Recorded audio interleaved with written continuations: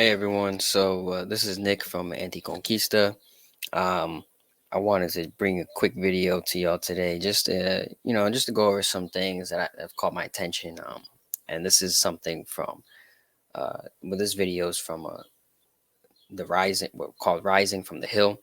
It's a program on the Hill, which is essentially like it has the far right wing uh, talking, I guess, far right wing host Cigar and Jetty, who's pictured above, and he's co-hosts with Crystal Ball, progressive Bernie supporter, and the show really is meant to highlight the similarities between the left and the right in the United States. Now, this particular video caught my attention because it was an argument which has been floating around in the U.S. discourse about the 2020 elections since right after the elections. Really, I first saw this argument be brought up by um, Glenn Greenwald, and then once it was brought up by him, it circulated in all kind of progressive circles. It circulated in all kinds of far right wing circles. And as you can see by the title of the video, the 2020 data destroyed identity politics. To be honest with you, and just to be totally fair, it has nothing to do with identity politics. If you thought it had something to do with identity politics, well, sorry, but no, it has nothing to do with identity politics. Identity politics nowadays has become essentially like a code word, a bait to talk about racism, and like racial issues in the United States. So that's really all this is going to deal with. It's going to deal with issues of like mostly like race. Essentially, the argument that Andretti's going to make here, the argument that some progressives like Greenwald make, and also I forgot to mention this as well. Not only has this circulated in progressive circles, but it's also now become big in Marxist and socialist and anti-imperialist circles. And the argument is just flat out wrong. It flies in the face of reality. It goes something like this: there was a shift in the number of Latinos, blacks, and Asians who voted for Trump in the 2020 election. In other words, a larger portion of those voters voted for the Republicans, voted for Donald Trump in the 2020 election, than voted for him in the 2016 election. And because of this shift or this growth in those in POC supporters or voters, that means that race and racial issues, which are being touched on or talked about by the Democrats, are meaningless to these communities of color, or mean less than to these voters of color than what's normally talked about in the mainstream media. This is ridiculous, right? This is ridiculous for many reasons. The main reason being that the overwhelming majority of black and brown folks vote Democrat, and have historically voted Democrat. In addition, and I'll go over this more, but in addition, this argument also ignores the historical context and the historical events which have occurred during Trump's 4 years in office. Completely disregarding them, it kind of muddles the history, and it muddles the reasons as to why you might have seen a larger portion of Latinos voting for Trump. Now, keep in mind too, when I say things like a larger portion of Latinos voting for Trump in the 2020 election, that does not mean that the majority of Latinos voted for Trump. No, the majority of Latinos voted for Joe Biden. And this is the problem with this narrative as well. And this is why I think it's very harmful. It's very ahistorical, and it's not materialist at all.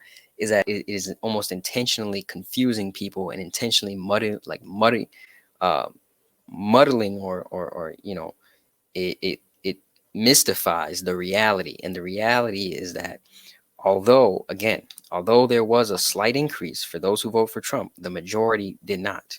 Right, the majority of our populations did not vote for Republicans, right, and they probably never will.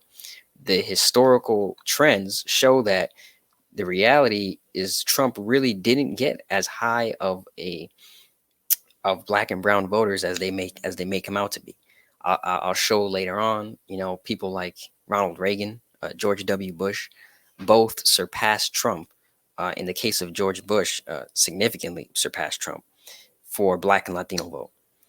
So what they're doing in pushing this narrative is they're confusing people, making people think, oh wow, well, POC don't really believe in racial issues anymore. They don't believe in racism anymore. They care about class. No, our communities recognize that race and class are directly intertwined. Our people know this, right? They know this because they experience it on a day-to-day basis. What these folks want to do, what these far right, demagogues and the progressives and the socialists who want to ally with them want to do, is they want to try to talk about and usher in this post-racial society where suddenly, we can unify with each other on the basis of class and ignore the racial history, which directly undermines the solidarity, right? A racial history which is directly embedded into class and material interest. They want, and this is what the narrative is doing, is it's undermining this reality, this history, right? And this will lead to the selling out of our communities, because when you run against and you spread a ahistorical narrative about who our communities support, what you're really doing is you're betraying the community, you're betraying the people, and you're saying, well, yeah, we understand that you believe this one thing. We understand that the majority of the community is liberal, but we're going to focus on those who are Republican and who support Republicans. And that's what we're going to talk about. So let me play some of this video for you, and I'll go into the details about why it's wrong, some of the points that he brings up, which are just factually incorrect. And I'll give some statistics and graphs myself to show the reality of what U.S. society and what the election really was. Rise. And yet, the only group that voted less by share for Trump in 2020 was actually white men. His largest marginal increase over 2016 votes actually came from non-white men and women even outpacing men. Let's continue. Latino voters beat out Asian Americans in the largest increase of turnout. And yet, that increased turnout, which was made a lot of by mainstream Democratic consultants and more, did not work out for them that well. So I want to just pause right here real quick, take a look at this graph to really explain my point. You'll see that what these folks are focusing on, 2016 to 2020, this is what they're focusing on. This last part of the graph here, the growth between and we can skip white population, but go to the Black, Latino, Asian population. They want to see the negative numbers represent how much fewer of, for example, the Black population, minus 3%.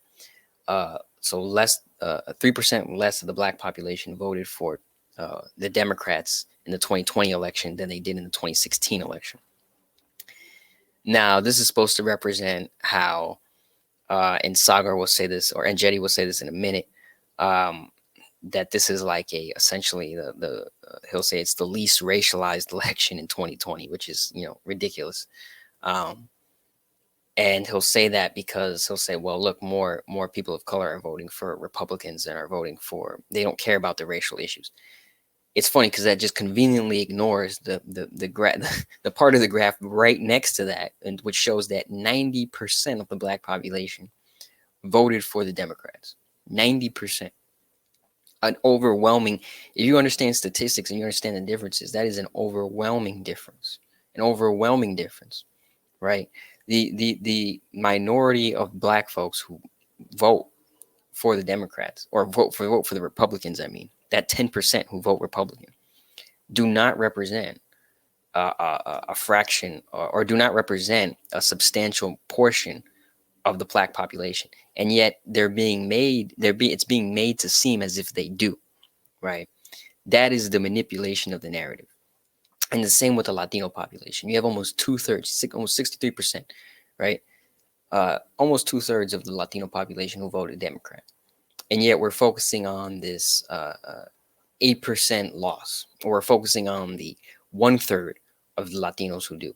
And not only are they focusing on the 1/3 of Latinos who do, but then they're creating a false narrative as to why that might have happened. Well, that happened because, and this is where they just project. Enjeti projects his own far right wing ideology on the way that these voters may believe or may behave. Well, the Latinos shifted to Trump because they don't really care about race issues; they care about class issues. Well, no, we're going to get to one of the reasons as to why we might have seen this shift in the Latino vote, but it really doesn't have anything to do with that. There's no evidence showing that it does. He's just making that assumption. He's pulling that out of his ass. the facts show something very different. The facts point to two major historical events that occurred in Latin America during Trump's presidency, which caused massive refugees and migrant crises. Um, those two events were the imperialist attacks and the consistent uh, uh, uh, sanctions, aggression, right?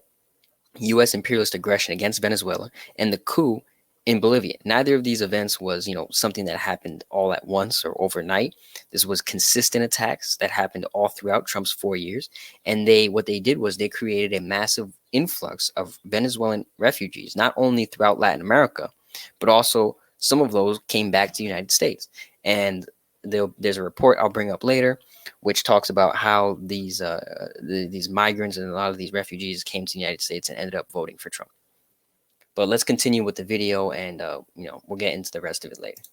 Well, it didn't happen in Florida with Cuban Americans, but Biden lost voters amongst Puerto Ricans, Dominicans, many others. In Texas and Wisconsin, Biden actually lost 9% of the relative Latino vote to Trump. Just look at that graph. It's stunning. A lot of this has been generally known, but seeing it in absolute terms is still amazing.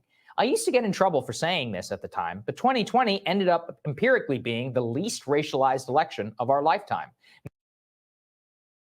So real quick, it's pretty amazing that he can say something like this. 2020 is the least racialized election in our lifetime. Just think about 2020 outside of the elections, what was going on at the time. You had a massive political consciousness, political awakening of the racial injustice that is embedded, is institutionalized in the police system, in the police institution, not only in the police institution, but also in the prison system, not only in the prison system, but also in the justice system. There was a massive acknowledgement of how these racial issues impact our communities of color here in the United States and how it's embedded within these institutions. And that's part of why there was such a massive uprising, during the summer of 2020 and even after the summer of 2020. Now, the argument that this is a non-racialized election, again, we could prove that wrong pretty easily simply by looking at the fact that, the majority of the Black, brown, Asian populations voted Democrat. Not only did they do that, but the historical trends show that people like I said earlier, people like Ronald Reagan received more of the Black vote than Donald Trump did. Donald Trump's percentage of the Black vote that he won over was pretty much consistent with how much the Republicans had been winning for the last 40, 50 years, which is no more than 15%. The same is true for the Latino vote. In fact, if anything is true, George W. Bush got a significantly larger portion of the Latino vote than Donald Trump did. If anything is the case, it's that more and more Latinos are shifting over to the Democrats. If you look at the longer trends, if you only look at the 2016 to the 2020 elections, yes, you're going to see that there's an increase between 2016 and 2020, where more Latinos ended up voting for Republicans in 2020 than in 2016. But if you go back 10, 15, 20 years, you'll see that overall, there are significantly more Latinos going towards the Democrats than going to the Republicans, right? But by not talking about that, by not talking about these longer trends, they are manipulating the data, they're manipulating the facts, and they're portraying this. They're trying to portray this as objective, but it's very subjective. It's very much trying to portray a narrative which they are projecting. It's their own ideological beliefs, which they are projecting onto the population, and it flies in the face of facts and objectivity and reality, of material reality. And the problem isn't so much that Engetti is doing this. I don't care about Engetti. I don't care about the right wing. I don't care about the far right. If this is the narrative they want to portray, that's the narrative they want to portray. I care about the left. I care about the progressives, the socialists, the communists, a good chunk of them, not all of them, but a good chunk, who are also spewing this narrative because it's dishonest. It's anti-materialist. It's unfactual. It's ahistorical. So then why is it being propped up within our own discourses, within our own communities? Why is it still being spoken of today? Why isn't there major pushback and why don't people actually try to investigate these things? this video is relatively accepted, and a good portion of some far right people watch this, but also a good portion of the progressive circles watch this. So I think there needs to be um, a lot more investigations into these issues, because a lot of what he's saying is just factually incorrect. But there's about 1 minute left, and we'll finish that up. Nearly half of Latino men voted for Trump. 1 in 8 black men did too, while white men exited the coalition. The key point is this: racial attitudes, not your physical race, was actually what mattered more.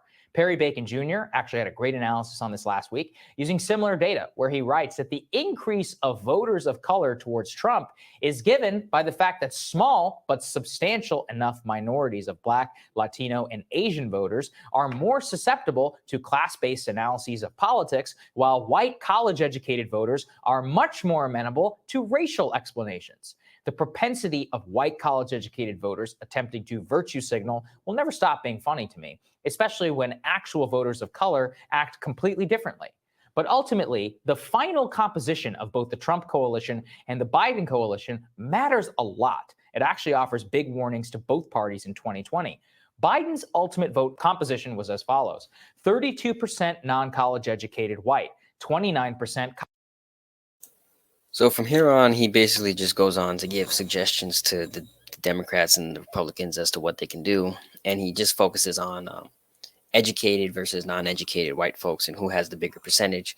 As you can see, Trump gets about 60% of his base from, uh, uh, I believe it's non-college educated whites, and as a whole, almost 85%, basically 85 to 90% of his base is comprised of the white population. Meanwhile, the Democrats and Biden voters, Biden gets about 60% of his base from white voters. Again, the largest portion is the white non-college educated, but it's about half of what Trump gets, only 32%. And as a whole, he only gets about 60% of the white of his base is white. The Democrats get about 2.5 times more voters of color than the Republicans. Again, this is pretty consistent with historical trends. That's the thing that they're not talking about. They only go so far back as 2016, and that's kind of ridiculous, because if you look further back than that, you'll see, and you got to look even further back, past Obama, and you'll see that it's significant. The differences are pretty much in line with what we've seen before. And the other thing too about this graph is it doesn't really do a great job at proving his point. If he really wants to show that, the racial issues we're living in some sort of post-racial society where voters care less about race and they care more about class, this isn't the greatest graph to show, because, the overwhelming majority of the Republican base is white. And there's a reason for this, right? There's strategic reasons as to why. First of all, there's a strategic reason as to why Engetti is making this claim, and actually does a show on this argument, because it's in line with the Republican strategy in facing the one of the biggest challenges that the U.S. faces right now. That challenge is the growing population, the growing non-white population within the United States. Some might call it multiculturalism, diversity, whatever you want to call it. Essentially, it's the same thing. There's going to be a growth in the non-white population in the United States that is going to outpace the growth in the white population in the United States. So how do we reconcile this? How do the two major political parties reconcile this? Well, the Republican strategy is to do exactly what Engetti is saying. Well, racism, racial issues are not that big of a deal. It's all about class issues. Our voters care about class, not about race, blah, blah, blah. This sort of race blind, color blind, or post-racial narrative is what a lot of the Republicans are trying to hedge their bets on. And then they're trying to double down on saying that they're for the working class, or they're for class issues. They're not for class issues. Like, they're not for the working class. They're corporatists. They're conservatives. They're big business corporatists. They could care less about working people.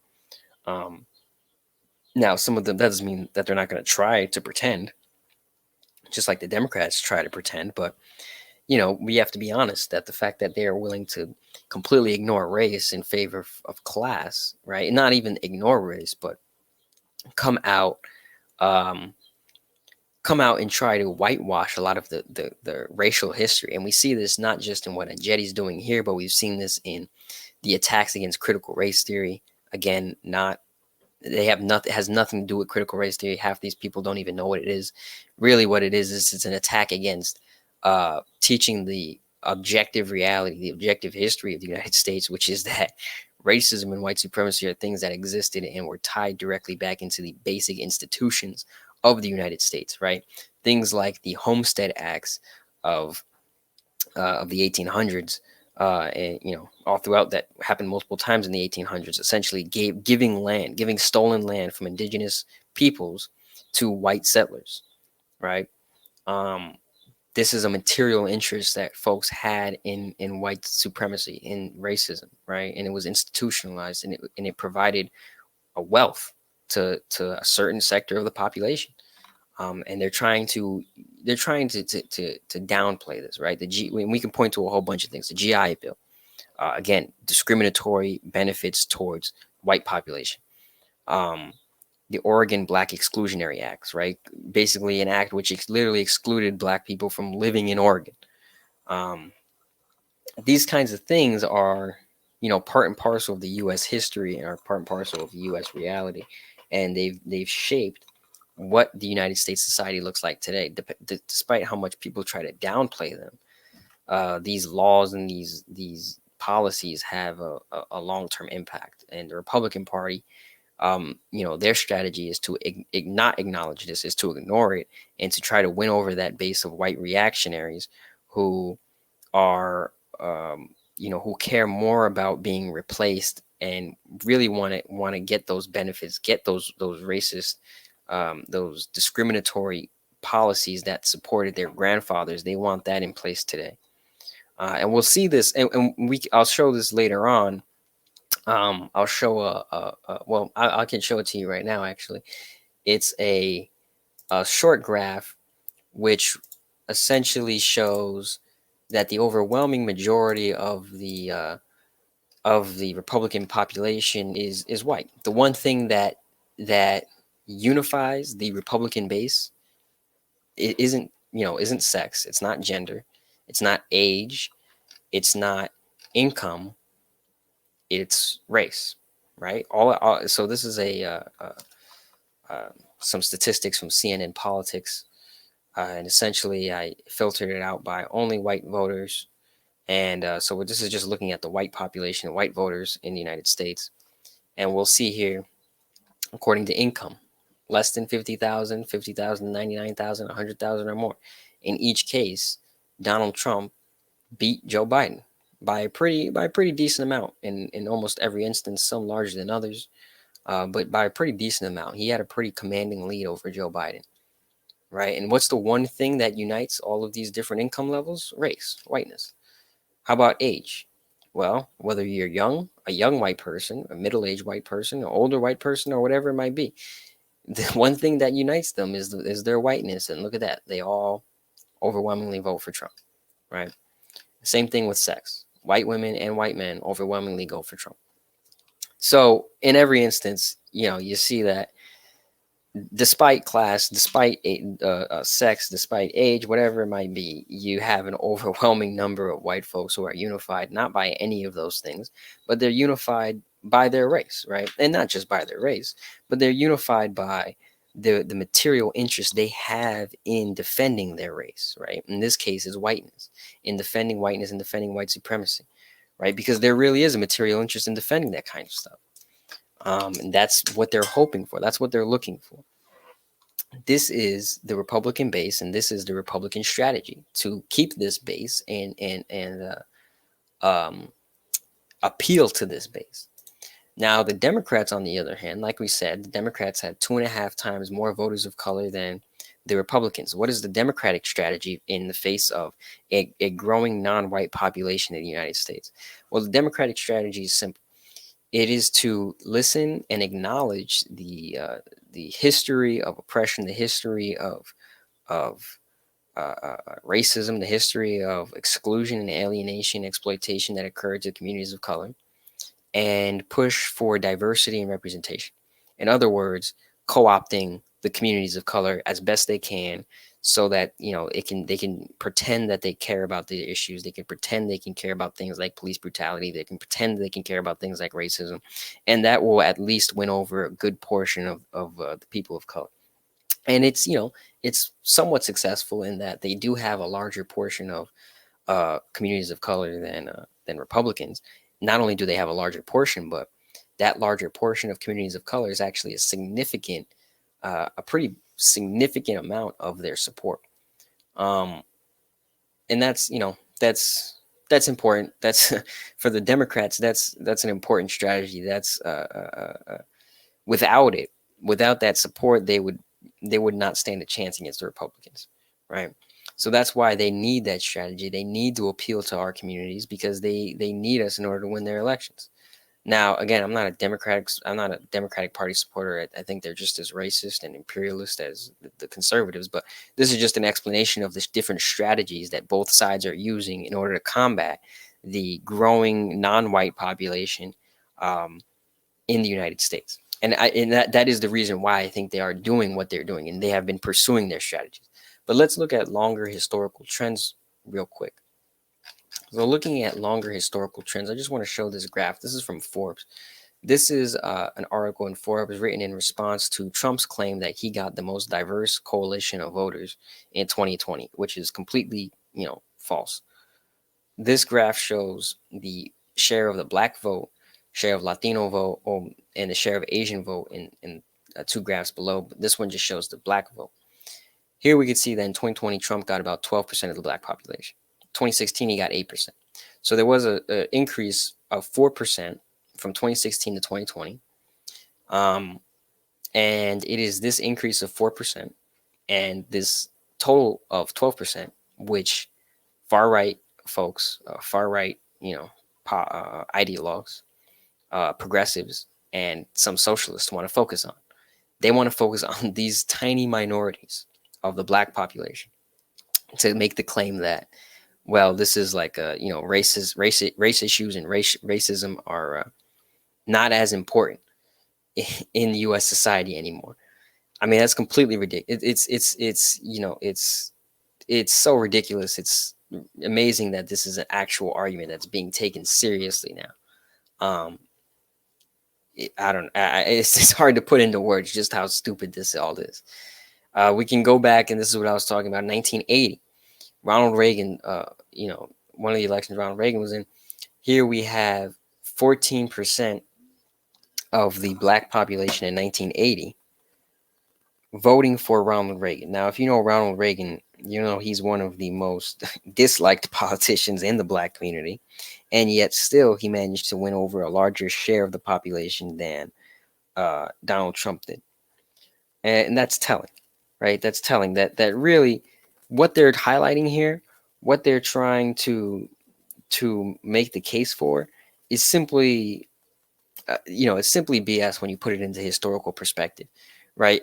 Donald Trump really didn't get anything outside the ordinary for the consistent Republican, for the support of black people who support Republicans. He didn't get anything outside of the ordinary, right? It was pretty standard.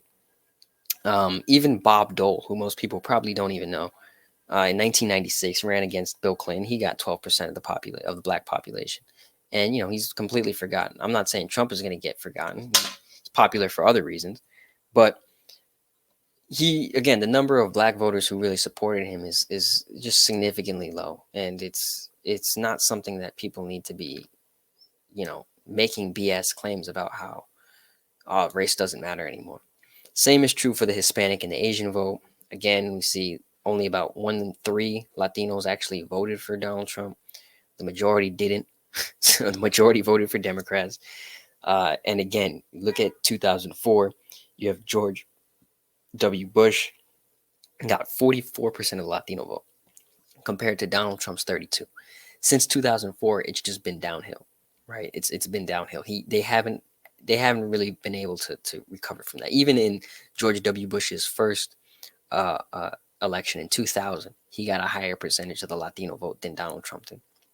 And again, people at that point, when this happened too in the early 2000s, there was also there have been talks, and these things, this has come up, this argument has come up many times about like the post-racial aspects, or how racism isn't that big of a deal in U.S. society anymore, and we see how untrue that is. I mean, it's so strikingly obviously how BS that argument is, given all the police killings, given all the police brutality, given all the injustices, given the growth and the empowerment of white power and white nationalist and white supremacist groups within this nation, right?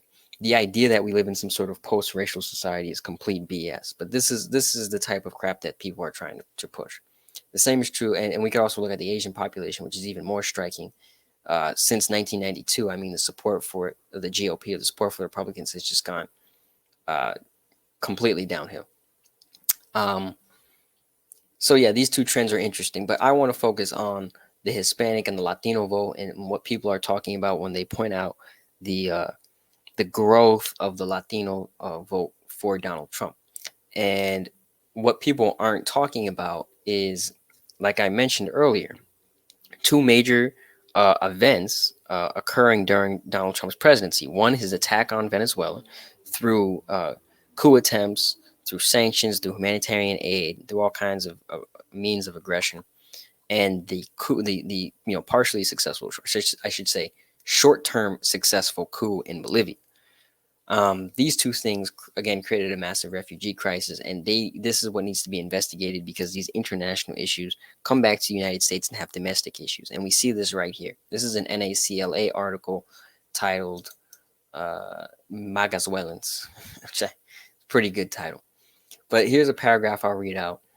The postmortem in Democratic strongholds like Doral, which is a city in Florida, the city with the largest Venezuelan-born population in the country, showed a 41.4% swing toward Trump. Trump eked out a 1.4% win in the city in 2020 after having lost by 40% to Hillary Clinton in 2016, when she obtained 52% of the votes. So, this city with a large Venezuelan-born population, Venezuelan refugee population, migrant population, shifted significantly, showed a huge and significant shift towards Donald Trump in the 2020 election. And another thing that they talk about a little bit later on in the article is, you'll see uh, they saw, since I believe of 2015 or 2016, 80,000 Venezuelans coming to the United States. The Venezuelan American population is the one of the fastest growing Latino populations in the United States. Now, what does this mean? Well, it means that Trump's strategy, Trump did a lot of campaigning in Florida during the 2020 election. And what did he do in these campaigns, uh, in these rallies? What he did was he pushed an anti-socialist narrative, an anti-Maduro narrative, an anti-Chavista narrative, a narrative, not only to appeal to the Cuban gusanos, but also to appeal to Bolivians who are fleeing Evo, Venezuelans who are fleeing Maduro and the Chavistas, and not just those two groups, but also other Latinos who have lived in the United States, who support capitalism, who support the free market, and have fled, whatever Latin American country they're coming from, because of, whether it be liberal, social democratic, or socialist reforms. He made an appeal to these groups very intentionally, knowing that he'll be able to win over a large section of them, because he knew that these populations were now moving into the United States and had some kind of political power. This was all, this was all very strategic, and this was all very intentional on the Republican part. And this is one of the reasons why they were able to win Florida, right? This is one of the reasons they not only won Florida, but they won a good portion of the Latino population in the United States. This is what needs to be investigated. If you are someone who calls yourself a U.S. Marxist, and you say you're a materialist, and you say you believe in, changing the society, this is what needs to be studied. This is investigation into the material conditions of the United States, understanding why certain trends exist, understanding what led to, this sort of electoral outcome, or that sort of electoral outcome. If you really want to focus on this minority, or this small, because again, what we're talking about here is a small, very small portion of the population. But if you really want to focus on this small portion of the population and understand why they may have voted for Trump rather than Biden, this is what needs to be understood and studied. And it's not, right? I mean, this is the NACLA actually does a pretty good job at looking at this, but this is just one article from one organization that is doing this. Most of the time, you get people like Andretti who come out here and say shit like, well, like what he did that whole video, right? Like, identity politics has been destroyed. When really what he's saying is race and racism has been destroyed. Racial issues are no longer that big of a deal anymore. That's total BS. What he's doing is he's projecting his own already held previously held ideological beliefs, far right wing ideological beliefs. He's projecting that onto a population and onto a minority of the population, rather than investigating what might actually be the reasons for people, to vote for one way or the other. And it's poor. I don't know how it's described other than it's a piss poor analysis. It's not critical. It's very anti-materialist. And I think, any person on the left who's doing this is just showing their true colors, that they don't know. They either don't know or don't care to do true investigations.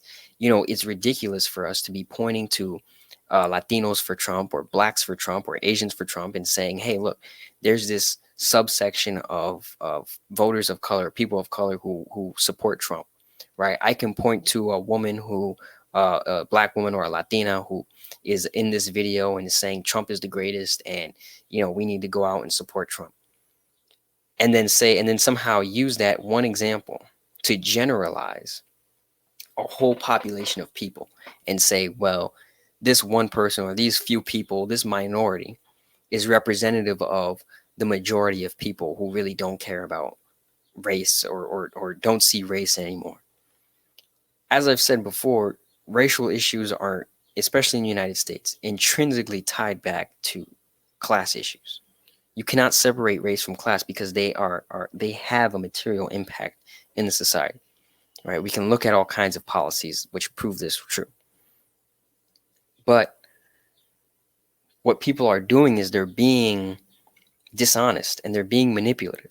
It would be, an analogy I can make is if I went to Mexico and I found, I found Carlos Slim, and I found all those rich Mexican billionaire business people, and I pointed them out and I said, look, this minority of the Mexican population is rich and they're billionaires. Therefore, that's representative of all of the Mexican population who must also be rich billionaires, or at least rich in some way. That would be complete BS. If you use a minority of the population to generalize and represent the majority of the actual population, or what the actual population believes, in this instance, using the minority of folks, whether it be black, Latino, or Asian, who supported Trump, and saying that that's representative of the majority of the Latino or black population who overwhelmingly vote for Democrats, that's being dishonest, right? That's being that's not a not materialist analysis, right? You're showing your anti-Marxist, not that you're anti-Marxist, but that you're failing to uphold the analysis of a Marxist, right? And that's really what I care about. I care about progressives, even progressives or social democrats who do this, right? Who care about the working class. Well, you don't care about the working class. You don't care about these communities if you can't even understand them, or if you can't even investigate and portray the reality behind them, right? Because Andretti says a lot of things which are just factually incorrect. A lot of this stuff that the progressives and that the socialists and alongside the far right who are sharing this information is factually incorrect. He says one thing, that Latino males, 50% of Latino males voted for Donald Trump, and the other 50% voted for Joe Biden. That's, I don't know where he gets that information from. But if we look nationally, we can see here, nationally, Biden won Latino men by 23 points, but Latinas by 39 points. Now, even this Washington Post article acknowledges that Clinton won Latino men slightly better than Joe Biden did. But the overwhelming majority of Latino men still voted for Joe Biden, still voted for the Democratic Party, right? There was, again, and there's also a difference between the genders. But at the end of the day, we're talking about a minority of the population, and we have to ask ourselves, why are these, first of all, why are these folks focused and care so much about a minority of the population? Why do you care about the shift, this less than 10% shift in the Latino population? Why do we care about these folks? They're clearly reactionary, right? I think a lot of them are not, a lot of them don't represent the working class. A lot of them don't represent, or they represent a elitist section who is very susceptible to anti-socialist politics, because even when they were in Latin America, they were anti-socialist. So why are we focusing on this minority population rather than the majority population of our communities, right? Why is that an emphasis? Why is that a focus? That needs to be one of the questions that is brought up against people who are making these arguments, or people who are bringing up this argument, right? Because it's dishonest, right? It's dishonest, and it's going to lead to a failure of understanding the conditions of the United States. And if you fail to understand the conditions of the United States, you're going to fail at making any significant change or reform in this nation. So you can't, on the one hand, say that you're for revolution, you're for radical change, you're for, any kind of reform, but then simultaneously, on the other hand, make or fail to make a correct understanding or a materialist analysis of the communities that you say you want to represent. You say you want to represent our working class communities. You say you want to represent our people, or you want to organize our people, but you don't even understand how they think, how they feel, how they act. You're just going to project your own ideologies onto them. You're going to fail. That's it. Like, the reality is that you're not going to be able to succeed because you don't have a correct materialist understanding or analysis of the people, of the situation, of the reality, right? And you're not doing proper investigations. And that's the problem that we wanted to point out. That's the problem I wanted to point out in this video is, and Jetty is just the one who most recently makes this point. I think this video came out in like May. Like May 10th or 11th or something like that. So, about a week ago. And that's why I wanted to bring it up, because I've been seeing this argument, like I said, since January, since December, and it's been mostly in left discourse that I've seen this argument. It's mostly by progressives and social democrats and even some socialists. I've seen this argument, and it's just such a poor argument. Anyone who makes this, you can tell that they're not doing the proper investigations. And we need to really step up. You need to step up a critical analysis and thinking in order to actually, do what we say you want to do what you say you actually care about, which is making a difference for people's lives, right? Creating a better world for everyone.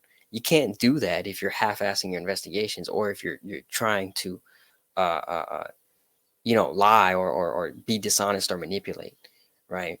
So this is one of the reasons I wanted to bring this up. And that's pretty much, where I'll end the video. The last thing I'll say is I'll talk a little bit about what we've been doing at Anti-Conquista with Colombia and Palestine. We're going to probably put up a video soon, that'll update everyone on what's going on in Colombia, what's going on with our funding efforts, some of the things that we've done so far, the groups that we've reached out to. And most of that is also being done by our sister organization, Red Condor Collective. So go follow them, check them out, support them. We're going to keep doing our work and funding organizations as well at Anti-Conquista. We're going to keep supporting Red Condor as well. And on top of that, we're going to also keep trying to get more information out about Palestine and, attending rallies and putting that on our stories and stuff like that. So that, we can keep a lot of these struggles in our mind and show the international solidarity and importance and connection between all of these struggles and the global struggle for not just for socialism, but for an anti-imperialist, for a world filled with equality, humanity, and dignity. So thanks for joining. Hope you enjoyed. Hope this was informational. Support us on our Patreon. Keep watching our videos. Keep joining us, and hope everyone has a good day and enjoys their weekend. Thanks.